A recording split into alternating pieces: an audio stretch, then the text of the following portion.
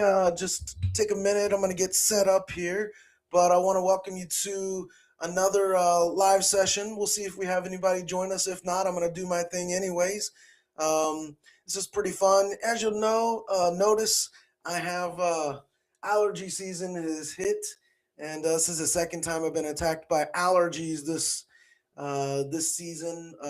Thankfully, this time I'm not down for the count. I did a show last night with this kind of congested, stuffed up sound, but it went well. We had a great crowd out in Tennessee, and yeah, I want to thank everybody who came out to that. We had a good time. But yeah, I'm comedian Michael Halcomb, and this is the Joke Writers Lab Session 3 live, and I'm stoked to be able to be doing this again.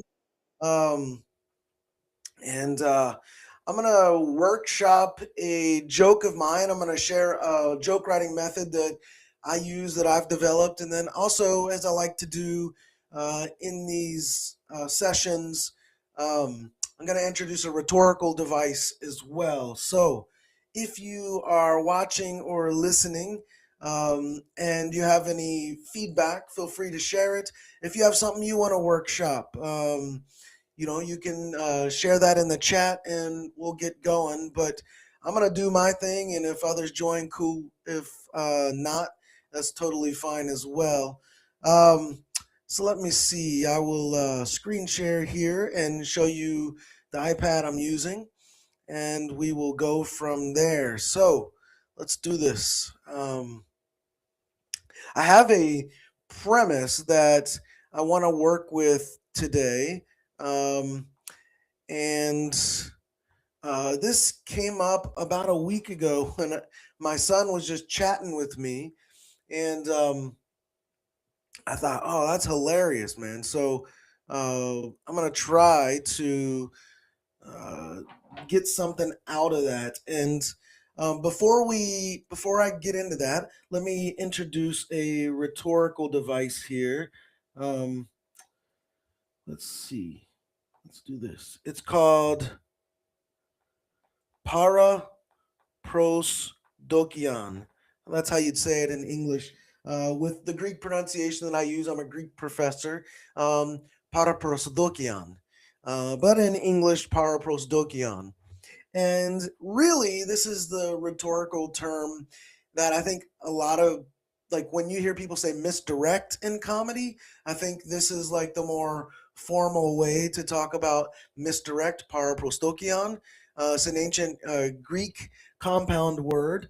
Um, and it literally, like, dokion means something like to seem, and para is beside or alongside, and then to pros is something like before.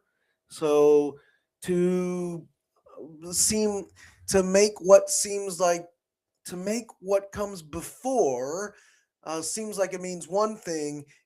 That's the setup, and then the punch, it takes a different direction. So paraprosdokian, it's kind of a fun rhetorical device there, and that's what I want to introduce here. You can see this kind of like device used really well in comedians like Anthony Jeselnik or anybody who's really a good comedian, but he's kind of mastered this form of misdirect. There's an old, uh, what is it, Groucho Marx, I think it was. He has the line at the closing line where he's like, "Well, we've had a how's he say it? Something like, I've had a great time tonight, but this hasn't been it." Maybe I'm butchering the line there, but he leads the audience to thinking like, I've had a perfectly wonderful evening, but this wasn't it. So the audience thinks he's like congratulating them, but then he's leading them, making it seem like he's talking about one thing. Y'all have been a great audience. I've had a perfectly wonderful evening, but this wasn't it. And boom, he switches, misdirects there at the end, and that's what paraprosdokian is. And I want to try to. I like challenging myself to use these, different kinds of rhetorical devices to write with, to write within, to write from. So I want to keep that in mind as I write today, paraprosdokian. So one of the staples of these live sessions, introducing these rhetorical devices. Another staple of these live sessions is to introduce sort of a joke writing method. So far, I've introduced my Z method, um, which I attribute most of that to Greg Dean, right? His method. Then I've also developed the Y method, and if you want to see that those two methods, you can watch live stream one and live stream two back. You can find them on my YouTube or go to michaelhalcomb.live. You can find the Joke Writers Lab live sessions there as well. Today, I want to introduce the V method. And this one's very much similar to the Y method, except when you're using the Y method, that's when I have a punchline in mind to begin with, and then I need to write backwards and fill out the setup. That's not what I'm doing here. When I use the V method, what I'm doing is I just have an idea and I want to try to get to the conclusion, right? So that's what I'm going to do, and that's how most of my jokes probably start. I'm like, oh, that's an interesting idea. I'm curious about something, or I just have a thought for a premise, right? And I'll use this V method. So that's what I'm going to be working in today. Although again, it's very similar to the Y method, except we're not working backwards, we're working forward. So here's the thing. My wife and I were driving the other day. So there's two parts of this. My son had mentioned prior to me and my wife driving on this trip, my son had mentioned he's in choir, high school choir, that his choir director had um, booked their concerts. Like they had a few end of year concerts coming up, and he had like booked their gigs, their concerts, at least one of them at a school for the deaf, which, like, of course, being deaf isn't funny, but booking a choir concert at a school for the deaf to me is funny. It's hilarious. And I'd forgotten about that until my wife and I were driving last weekend and we passed a sign that said school for the deaf. So I told her, she's sitting in the passenger, I was like, text me choir deaf, right? I'll remember what it is. So I'm always having her text me when we're driving and a thought hits. So she texts me that, and I just decided, okay, this will be a good one to try to work out today on this live stream. So the idea for this was my son's choir director. I'm just going to call it a gig. Booked the choir a gig at a school for the deaf. So that's the premise here. And when I use the V method, so what I like to do is I'll just draw a V, right? And this captures my like philosophy of jokes in a lot of ways, just like the Y does. But so the idea is over here you have expectations, and then over here you have reality. And the funny lives in this gap between our expectations and reality. So, for example, actually, I just realized this what I called a premise here. That could actually be the joke. I think I just wrote the joke. Um, so when I differentiate between a setup and a punch, um, I like to draw, right, three dots and then a space. So I know like that's where I pause, or just even if it's like a slight pause, a beat, right? And then I say the punch. This is actually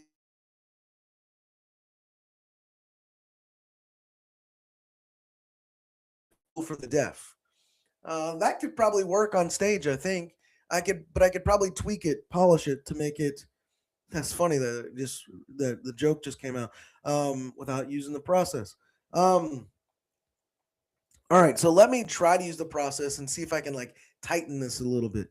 So the expectations here versus the reality. The expectations are so I'm thinking about a high school choir, right? A high school choir. And really, when you think about any choir show, we think about what are the expectations? Well, that the choir will be good, that there will be solos, that they've practiced. So what are we expecting when we hear there's a high school choir that the director taught them? If they're booking shows that they're good at performing, good at performing and singing. Um, that it's somewhat professional, right? Even though it's high school, there's going to be somewhat professional. Um, that people would enjoy it. Well, that's an important one, especially family, right? That especially the audience would enjoy it. All right, but now we go to the reality, which is sometimes will be a little bit like the opposite of what we catch, um, from the expectations. So, in this case, the reality is that maybe they're so bad, right? The opposite. They're so bad that it has to be done at a school for the deaf. Um, Solos are irrelevant. Maybe they didn't practice. Um, or maybe they're desperate because they're taking shows wherever they can get them, or maybe that they're not professional. Maybe they're terrible, um, and no one would enjoy it. No one enjoys it. It makes people miserable. So they're terrible or awful. No one enjoys it. Good at performing. Well, in this case, maybe they suck. Maybe the director didn't teach them anything. Maybe he's director is the director is bad at his job, right? So um, you can see now, like this gives me actually more to work with from this initial premise, which turned in accidentally to a joke, right? This gives me more to work with, and I can start to fill it out a little bit. So that humor, the humor lives right here in this gap between the expectations and the reality. And one of the things that I think is interesting here, that stands out to me, is this bit. Um, Where'd it go? I think the idea between being professional and terrible, or professional and awful, is funny. But I also think enjoying it and no one enjoying it. In fact, I mean, if you ever been to like a elementary school or middle school choir show, or like where they play their recorders, and it's terrible. Like it's hard to sit through. You want to be there to support your kids and your loved ones, but man, it's terrible. It's hard to sit through, hard on the ears. Um, so that's kind of funny to me. So I think now what I can do is use some of this to tighten up that premise. So I could do what I just said. Like, I love my son,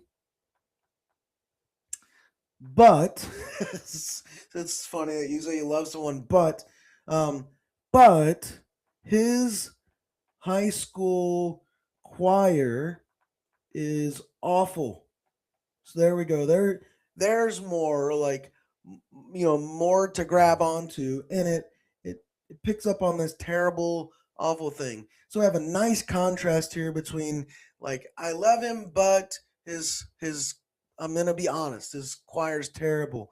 Um, and then what I'm gonna do here, right, um, is I'm going to just say how terrible they are, right? So that's what the rest of the joke is essentially going to be. Like I'm going to escalate it, and that's when you look at the V diagram here, right?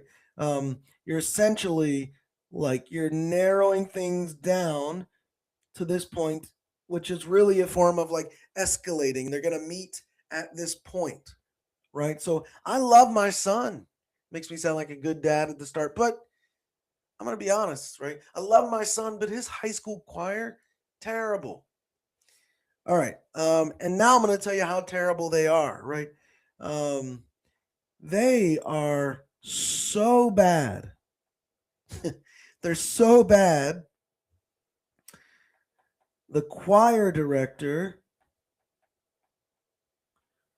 booked them shows, booked them shows. Let's do them. Booked them shows. There's the break for me. I love my son, but his high school choir is awful. They're so bad. The choir director booked them shows at the school for the deaf.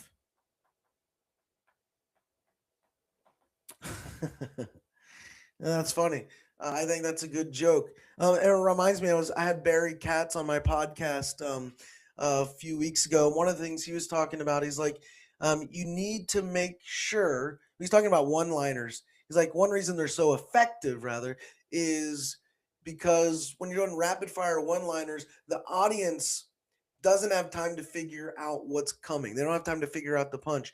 And when it comes to jokes, you need to hide, the word smuggle just enough in the setup that the audience can't figure it out. But also your timing has to be good enough that they don't have time to figure it out. So here, I love my son, but his high school choir is terrible. His they're so bad. The choir director booked them shows, and I don't want to leave enough space there that they can figure out where he booked them shows. And it's got to be enough of a misdirect that they can't figure it out at the school for the deaf, right? So boom, got that. And I think we might even have a little para prosdokian there that I was talking about at the top of the episode here. Um, but I can try to tag this, and I want to try to use the rhetorical device para prosdokian to do exactly that. So um, remember, para prosdokian is making the setup seem like one thing and then twisting it at the end so that they realize, oh, it was a different thing. Um, so the way you're going to do that again is word smuggling. Again, I've done it kind of here, but I wasn't writing with para prosdokian in mind, but now I want to write specifically with this rhetorical device of para prosdokian in mind, right? So, um, I can talk about like one of the things I can do here to kind of maybe tag this um, or follow up with another joke. I tend to think of a tag as where I can reuse the setup. Uh, I can make another punch reusing the setup without saying it. So that's how I think of a tag. A follow up joke, I guess, then using Paraprostokian could be um, sort of an act out almost like um, or a cut to uh, somebody in the audience at the school for the deaf and how they might react to this, right? So I let me try to work this out here. So this will be the follow up using para pros dokian. So what I'm thinking here, I want to take the perspective of somebody from the school of the deaf who was sitting in the audience, right? Um, so or maybe also me, like I had to sit in the audience. So I could say something like, all right, it's painful. It gets back to the terrible here, or miserable, right? So no one gets to enjoy it. It's miserable. It's painful for it's painful for those who can hear. That's almost another joke as well.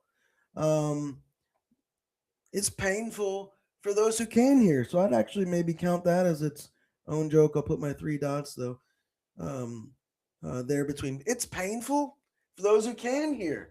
That actually works as a joke on it. So I got two jokes already. I love my son, but his high school choir. Let me start over. I love my son, but his high school choir is awful. They're so bad. The choir director booked them shows at the school for the deaf. Now, it's painful for those who can hear. All right, so a couple jokes there. But, so let me do a contrast. But it has to be, well, it can't be painful necessarily for those who can't hear, but maybe has to be awkward for the deaf students too. It's painful for those who can hear, but it has to be awkward for the deaf students too. Ex- so here's where I'm going to take the perspective of one of the deaf students. So except, what's the deaf student gonna? The deaf student here, um, in Para Prosdokian, we're going to have the deaf student make the choir director seem like it's one thing, but then it's the other. So he's going to give a compliment, but it's going to be a roast. That's what we're going to do. This is our basic sarcasm. Except after that show, except after that show, let's see here. Except after that show, I heard. So we're gonna have one of the students go to the choir director. I heard one of the deaf students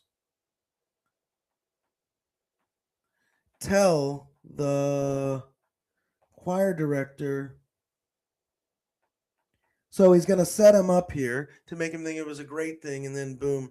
So I heard one of the deaf students tell the choir director that this is that was a masterpiece.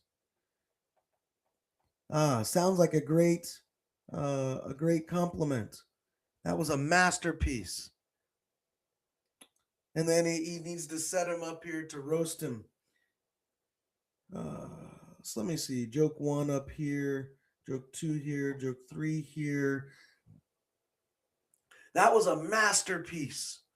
And so if you're a deaf student, you can't hear anything. This is hilarious. Idea that I just had. This If you're a deaf student and you can't hear, you can just see things, right? And it's funny. Imagine going to a choir show and everybody's up there in their tuxedos and dresses, and all you see is weird faces, right? So that's what I'm going to do here. That was a masterpiece of extremely or very extremely awkward faces, something like that. So that's funny to me. That would be uh, joke three here. That was a masterpiece of extremely awkward faces.